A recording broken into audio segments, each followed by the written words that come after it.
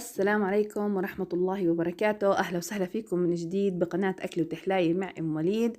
اليوم إن شاء الله بدنا نعمل كيكة البرتقال، لأنه موسم البرتقال وطعمها ما في أطيب منه. جربوها، وإذا عجبتكم لا تنسونا من الاشتراك واللايك وتفعيل الجرس حتى يوصلكم كل جديد. بدنا ندخل على المقادير. بسم الله وعلى بركة الله. بداية هون بدنا نجيب البرتقال ونعصر كمية من البرتقال.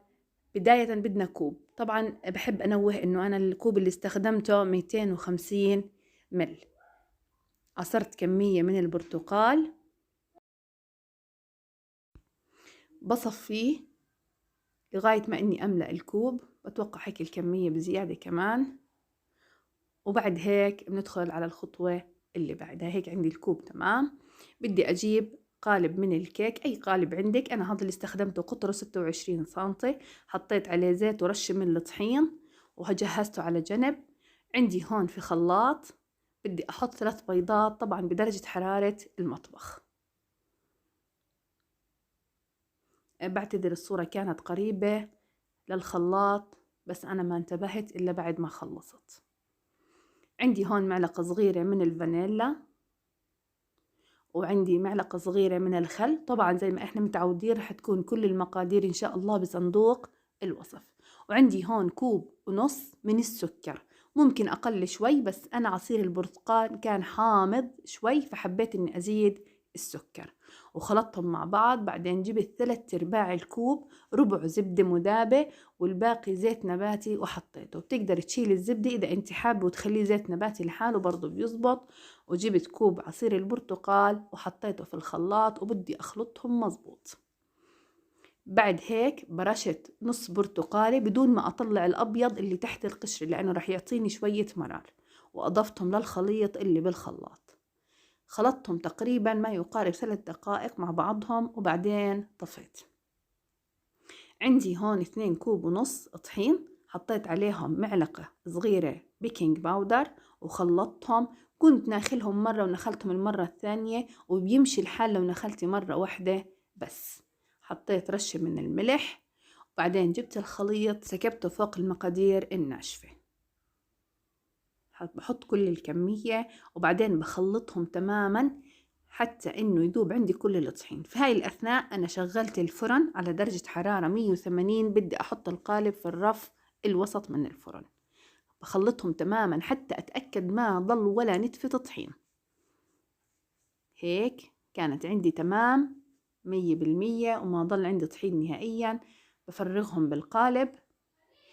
الآن شوفي كثافتهم كيف. إذا حسيتيهم رخوين تقدري تحطي معلقتين من الطحين، وإذا حسيتيهم جامدين على حسب الطحين اللي انت بتستخدميه تقدري تحطي معلقتين من الحليب.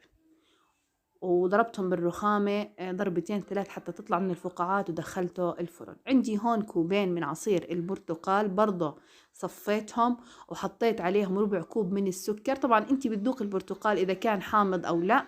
وحطيت عليهم معلقتين من النشا ومعلقة من الطحين ونص معلقة من برش البرتقال. حركتهم على البارد وباخذهم على النار حتى يسخن عندي الخليط. انا صحيح حسيت لونه باهت فاضفت له بودرة عفوا ملون طعام لون برتقالي حتى يصير لونهم قريب من البرتقال. طبعا انتي بتذوقي اذا بده سكر زيديله، ممكن البرتقال يكون احمض وحطيته على جنب. بعد هيك طلعت كيكتنا من الفرن. استنيت عليها لما بردت شوي وحررت اطرافها طبعا بالسكينة. طلعت اطرافها وبعدين قلبتها. ما أحكي لكم عن ريحتها، الله يطعم كل مشتهي يا رب.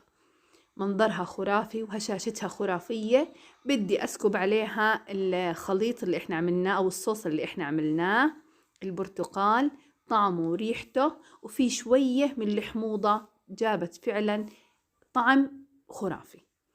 الزيني هون زي ما انت بتحبي. حطيت انا جوز هند، حطيت جوز عين الجمل او جوز القلب. ممكن تحطي فستق حلبي، ممكن تحطي بندق، اي اشي. وممكن ما تحطي ولا اشي تكتفي بالصوص. حطيت شرحات برتقال من باب الزينة مش اكثر. وما احكي لك عن طعمهم. وبتمنى ما تنسونا من الاشتراك وتفعيل الجرس. يا سلام عن طعمها وعن هشاشتها. البرتقال الآن موسمه وكيكة جدا مفيدة، بتمنى انكم تجربوها فعليا وتشوفوا طعمها. هي هشاشتها عندي وطعمها خرافي، الله يطعم كل مشتهي ولا أطيب من هيك، وصحتين وعوافي.